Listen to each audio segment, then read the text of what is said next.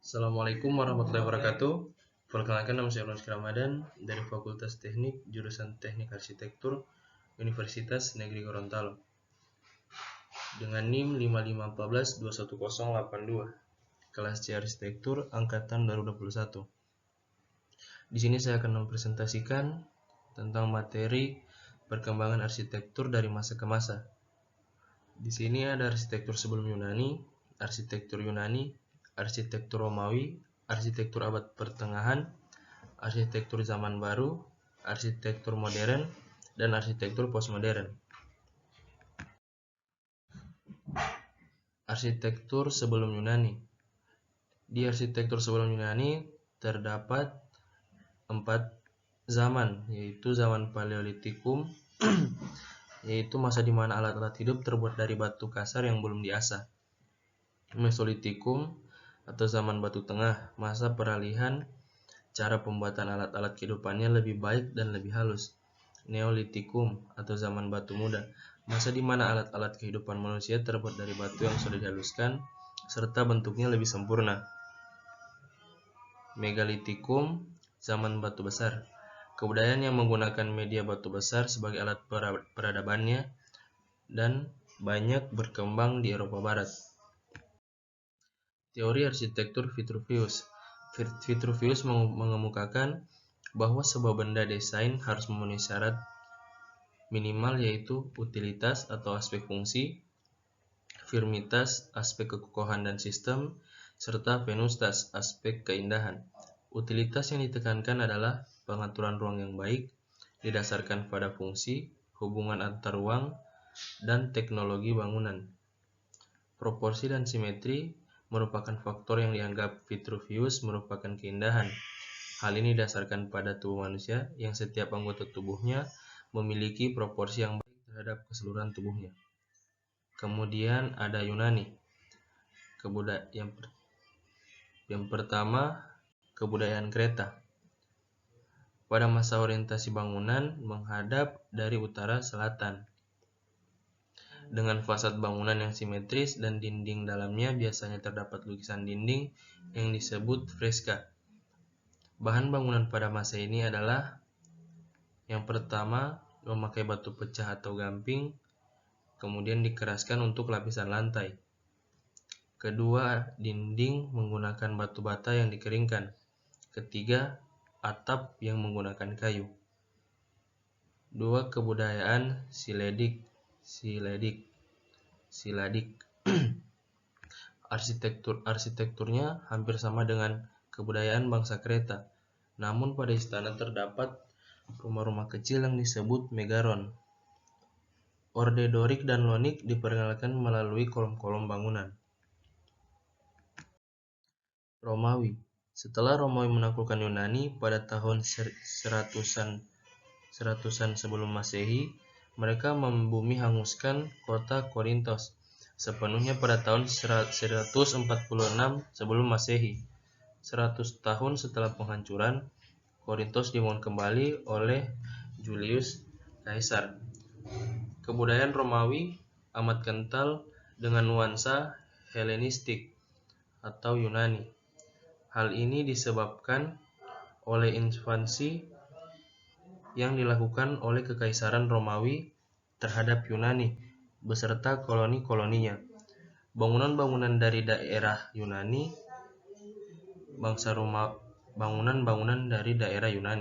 Bangsa Romawi bisa dianggap sebagai penyebar dan pelestari peninggalan kebudayaan klasik.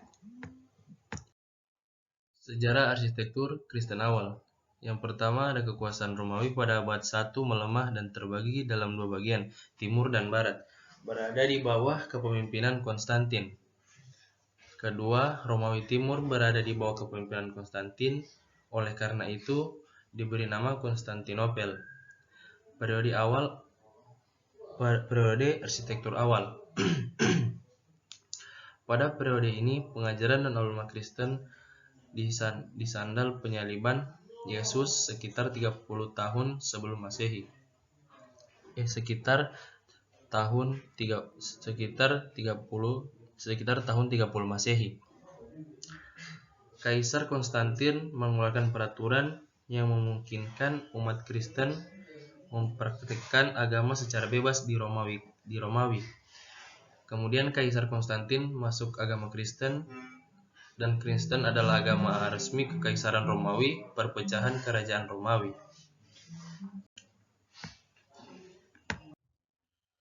Gaya arsitektur Kristen awal pada bangunan peradaban. Gaya arsitektur awal pada bangunan peradaban. Yang pertama, karakter utama denah, bentuknya segi empat. Kedua, bangunannya cukup luas untuk menampung jumlah umat yang besar. Bagian tengahnya yang seperti lorong panjang memberikan pandangan yang tak terputus. Ketiga, bagian depan adalah portiko atau narthex, orang yang tidak boleh masuk gereja karena dosa-dosanya, mendengarkan khutbah di portiko. Keempat, altar diletakkan di podium bagian timur yang di belakangnya terdapat ruang setengah lingkaran yang disebut apte. Kelima, interior utama terdiri dari sebuah ruang besar di tengah yang di samping kiri kanannya terdapat gang yang dibatasi oleh deretan kolom. Sejarah arsitektur Bizantium. Arsitektur Bizantium merupakan kelanjutan dan bagian dari perjalanan arsitektur Romawi. Arsitektur Bizantium itu adalah gaya arsitektur khusus dari Kekaisaran Romawi Timur yang lebih dikenal sebagai Kekaisaran Bizantium. Gaya arsitektur ini berasal dari Konstantin the Great, membuat keputusan untuk sepenuhnya membangun kembali kota Bizantium. Kebangkitan struktural Konstantinopel adalah perubahan yang memulai periode arsitektur Bizantium. Masa keemasan arsitektur Bizantium berada di bawah kekuasaan Kaisar Justin 527 sampai 565 Masehi. Seni dan arsitektur tumbuh dari berbagai dasar dan akar kebudayaan, antara lain gaya klasik seni Romawi hedonis yang berbau keagamaan budaya, pembuatan makam di bawah tanah gereja Kristen Romawi dari abad 2 dan 3. Bentuk bangunan terpusat. Bentuk bangunan terpusat ini dispesifikasikan pada pola pengaturan ruang atau organisasi ruang. Organisasi terpusat merupakan komposisi terpusat dan stabil yang terdiri dari sejumlah ruang sekunder dan dikelompokkan mengelilingi sebuah ruang pusat yang luas dan dominan. Ruang pemersatu terpusat dari suatu organisasi pada umumnya berbentuk teratur dan ukurannya cukup besar untuk menggabungkan sejumlah ruang sekunder di sekelilingnya. Toko dan contoh bangunan. Konstruksi bangunan.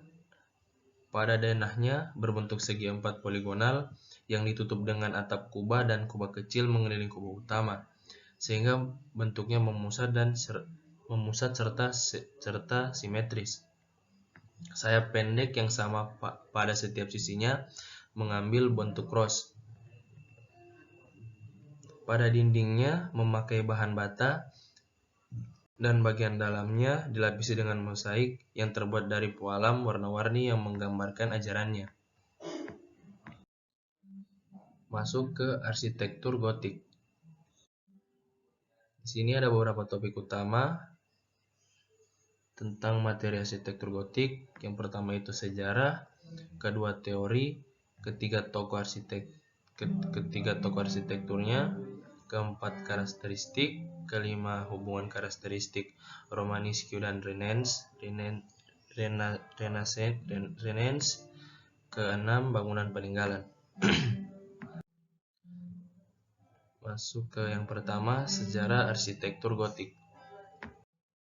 Sejarah arsitektur gotik sudah terkenal di Eropa sejak abad ke-12, bahkan kepopulerannya bisa bertahan hingga abad ke-16. Gaya arsitektur ini mudah dikenal dari bentuknya yang memiliki banyak lengkuan runcing, jendela yang besar, dan bentuk yang megah. Bangunan yang sering menggunakan gaya arsitektur ini adalah gereja serta bangunan besar lainnya. Jenis arsitektur ini biasanya memiliki 5 elemen di dalamnya. Elemen-elemen tersebut antara lain jendela yang besar, lengkungan runcing, flying, buttress, kubah dengan garis-garis, dan dekorasi yang penuh dengan ornamen. Karena elemen tersebut, rasanya sulit untuk menemukan rumah pribadi yang memiliki arsitektur gotik.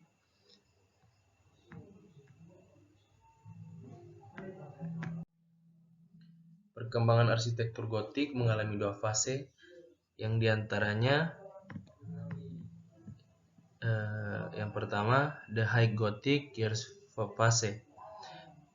Ini berlangsung dari tahun 1250 sampai dengan tahun 1300, yang pertama kali diperkenalkan oleh Katedral Chartres di Prancis.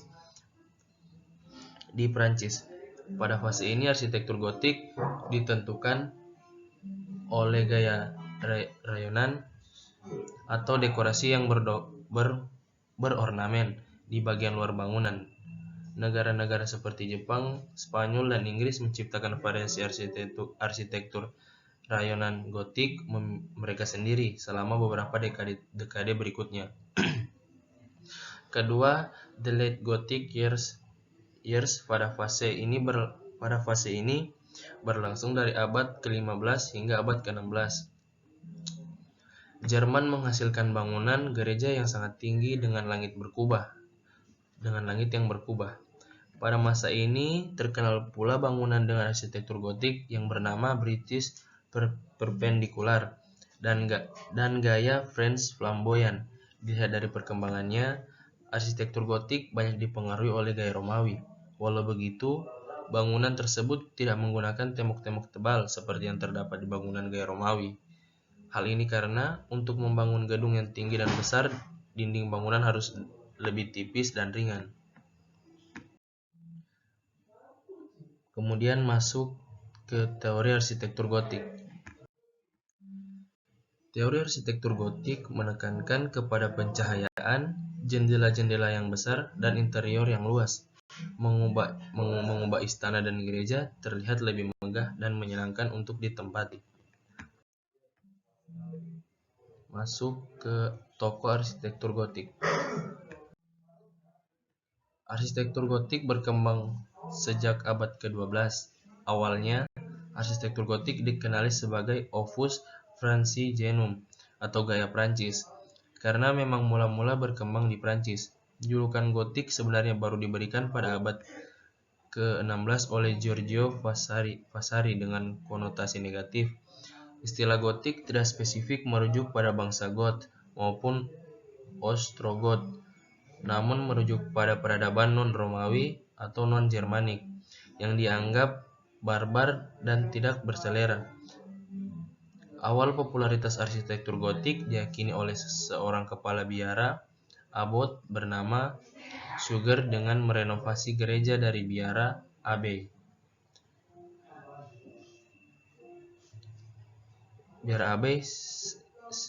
St. Denis di sebelah utara Paris pada tahun 1137. Pada awalnya, Abbot Suger membangun ulang bagian westward, membuat 3 lengkingan pintu masuk dan menambahkan elemen rose windows, yaitu kaca patri hias berbentuk lingkaran. Kemudian Suger melakukan perombakan bagian chancel uruk lebih banyak memasukkan sinar matahari. Menurut catatannya, Suger berpendapat bahwa pengalaman religius banyak dimanifestasikan dalam bentuk kehadiran cahaya sehingga perombakan St. Denis ditujukan untuk menghadirkan cahaya ke dalam ruang gereja secara artistik. Selain itu, artikulasi bentuk pada elemen-elemen bangunan seperti pada kolom dan lengkingan gereja gotik menyajikan pengalaman ruang yang jauh berbeda dengan gereja Romanik. Lanjut karakteristik arsitektur gotik. Karakteristik arsitektur gotik pada ujung lancip. Karakteristik arsitektur gotik. Ujung lancip pada interior. Bangunan yang tinggi, megah, dan menara dengan ujung yang lancip pada gereja identik dengan arsitektur gotik. Dekorasi pada tampilan fasad dibuat dengan sangat detail. Karakteristik ini bertolak belakang dengan gaya arsitektur Romanesque yang datar pada bangunan yang tidak terlalu tinggi. Pada pengaruhnya terdapat desain rumah dapat dilihat pada desain atap pitch atau lancip, detail pola rendah maupun jendela dengan lengkungan runcing.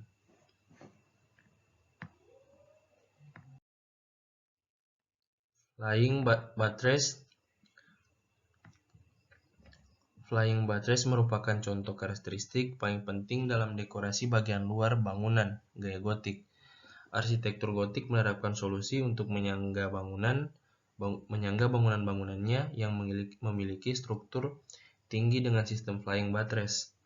Flying buttress tidak hanya berfungsi sebagai penyangga struktur bangunan, tapi juga terlihat sangat dekoratif dengan desainnya yang memberikan efek kemegahan. Lengkungan runcing atau point arch. Lengkungan runcing merupakan karakteristik yang paling penting dalam interior bangunan gaya gotik. Lengkungan yang runcing berfungsi menahan beban dari desain langit-langit bangunan yang sangat berat dan tebal.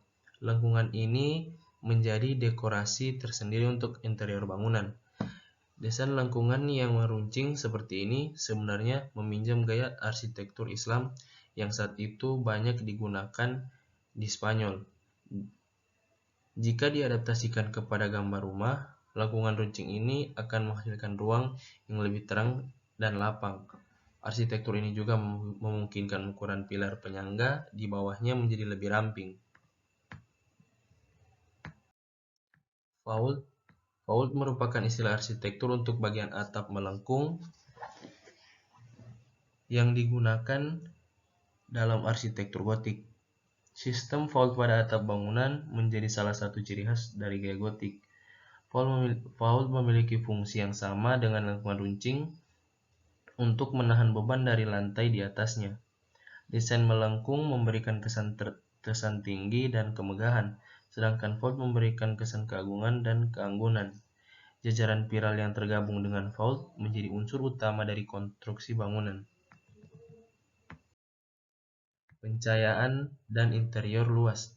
Sebelum berkembangnya arsitektur gotik, istana dan berbagai bangunan pada awal abad pertengahan bukan tempat yang menyenangkan untuk ditinggali atau untuk beribadah. Khususnya bangunan istana yang tidak memiliki fondasi yang kuat untuk menopang beban dari atap batu, sehingga istana biasanya menggunakan atap kayu yang membuat air hujan masuk ke dalam. Kemudian pencahayaan yang digunakan juga sangat sedikit sehingga terkesan gelap dan lusuh. Arsitektur gotik menekankan kepada pencahayaan, jendela-jendela yang besar, dan mengubah interior yang luas, mengubah istana dan gereja terlihat lebih megah dan menyenangkan untuk ditempati. Gargoyle merupakan sebuah monster kecil yang biasanya diletakkan di sepanjang atap atau benteng bangunan dan istana. Gargoyle digunakan sebagai sistem drainase air hujan yang jatuh dari atap bangunan dan kemudian keluar dari mulut mereka. Tujuan lain dari penggunaan gargoyle adalah menakut-nakuti petani jahat pada abad pertengahan. Gargoyle biasanya berbentuk menyeramkan seperti iblis atau monster dan diletakkan menghadap ke bawah. Pada masa itu manusia dipenuhi dengan ketakutan dan tahayul. Bentuk dari makhluk yang mengerikan ini membuat banyak orang mencari perlindungan dan pertolongan kepada gereja atau katedral dari iblis dan hantu yang berkeliaran. Gargoyle merupakan salah satu karakteristik dari arsitektur gotik yang sangat membekas dalam ingatan orang sampai sekarang. Penekanan pada dekorasi dan ornamen. Arsitektur gotik merupakan gaya arsitektur pertama yang menggabungkan unsur keindahan dan estetik pada desain bangunan. Arsitektur tidak lagi hanya bersifat fungsional, tapi juga mempunyai makna dan arti tersendiri. Semakin bertumbuhnya ambisi dari para arsitek pada masa itu dalam pembuatan ornamen pada katedral dan istana, membuat terjadinya persaingan dan kompetisi antar kelompok untuk membuat konstruksi yang lebih megah. Penggunaan ornamen ini kemudian kerap menjadi contoh desain rumah gotik yang identik dengan kesan megah. Rose window. Secara arsitektural, rose window digunakan untuk pencahayaan dan memberikan kesan estetis pada bangunan. Sedangkan dari segi religi, rose window dipakai sebagai simbol firman Tuhan yang disimbolkan sebagai cahaya yang masuk dan menerangi isi hati para jemaat gereja.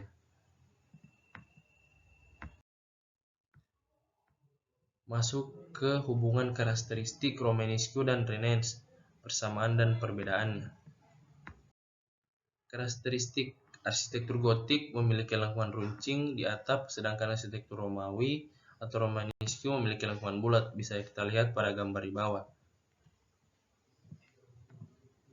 Yang ini arsitektur Gotik, yang ini arsitektur Romawi.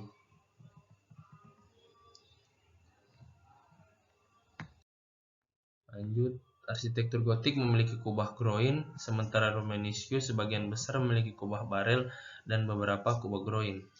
Kubah groin dibentuk oleh dua kubah barel yang berpotongan di sudut kanan. Hasilnya 4 permukaan melengkung yang menarik mata ke atas dan ke tengah. Area di mana kubah barel bersama-sama menciptakan tulang rusuk yang menambah kekuatan dan daya tarik visual. Kubah barel juga dikenal sebagai kubah terowongan atau kubah gerobak, adalah elemen arsitektur yang dibentuk oleh ekstrusi kurva tunggal atau sepasang kurva dalam bentuk kasus kubah barel runcing di sepanjang jarak tertentu. Kurva biasanya berbentuk bundar, memberikan penampilan semi-silindris pada desain total. Kita bisa lihat pada gambar di samping. Ini adalah salah satu contoh bentuk kubah groin dan di bawahnya kubah barel. Next. Arsitektur Gotik memiliki penopang melayang dan beberapa struktur pendukung. Di arsitektur Romanesque memiliki pilar besar di dalam bangunan, seperti pada gambar di bawah. Arsitektur Gotik, ini arsitektur Romawi. Dalam arsitektur Gotik memiliki gargoyle. Gargoyle itu adalah ukiran dan atau bentukan aneh dengan cerat yang dirancang untuk mengalirkan air dari atap dan jauh dari sisi bangunan, sehingga mencegah air hujan mengalir di dinding batu dan mengikis mortar antara. Sementara di Romanesque sangat sedikit dekorasi di bagian luar. Bisa lihat pada contoh gambar di bawah. Yang terakhir, masuk di bangunan peninggalannya. Nah, di sini terdapat beberapa peninggalan dari arsitektur Gotik. Ini gereja Westminster Abbey atau The College Church of St. Peter menjadi situs warisan dunia yang dilindungi UNESCO. Lanjut. Ada gereja St. Peter Basilica. Gereja ini merupakan gereja paling megah di Vatikan. Basilika Kepausan Santo Petrus memiliki area seluas 23.000 meter persegi. Bangunan dengan gaya arsitektur Gotik ini terletak di Roma, Italia. Gereja ini memiliki berbagai karya seni bersejarah di sebelah sudut bangunan sebagai desain interior yang megah. Selain itu, terdapat berbagai ornamen patung dan lukisan yang menghiasi hingga atap, sehingga terlihat lebih menarik dan epik. Ini ada Katedral Amiens. Amiens menjadi salah satu contoh dari arsitektur Gotik bergaya rayonan. Katedral ini berada di Prancis yang terletak di punggung bukit yang menghadap ke Sungai Somme. Katedral Amiens memiliki kubah yang tinggi berbentuk batu dengan ketinggian internal 1.308 kaki. Memiliki ketinggian internal 138,8 kaki. Ada Katedral Notre Dame de Reims. Katedral Reims adalah gereja tempat penobatan raja-raja Prancis. Gereja bergaya arsitektur Gotik ini masuk ke dalam daftar situs warisan dunia UNESCO. Selain itu, Katedral Reims yang dibangun pada tahun